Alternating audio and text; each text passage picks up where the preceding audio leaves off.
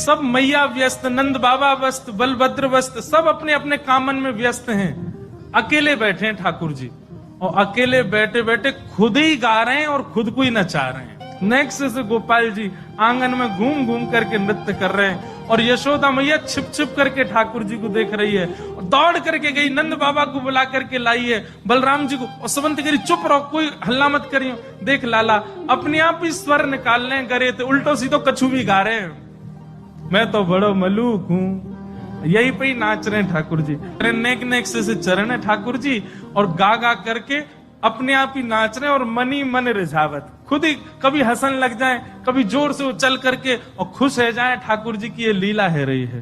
कभी जोर से बाबा, नंद बाबा कह करके बुलावे, और नंद बाबा के हाँ लाला, सो जैसे नंद बाबा दिख जाए उनको देख के फिर नाचन लग जाए, अपना नृत्य दिखा रहे हैं। नेक्स्ट से गोपाल जी, छोटे से गोपाल हाथ में मक्खन ले ले में नेक नेकवा को चाटे, और चाटते चाटते इतनी सुध नहीं है ठाकुर जी की मेरो हाथ टेढ़ हो है मक्खन गिर जाएगा, इतनी सुध नहीं है। नेक्स्ट से गोपाल जी, छोटे बालक को पता ना रहे सामग्री गिर रही है, तो ऐसे हाथ कर लें, चाटन लगे, ऐसे ही रहने सो मक्खन गिर के उनके तन पे लग जाए।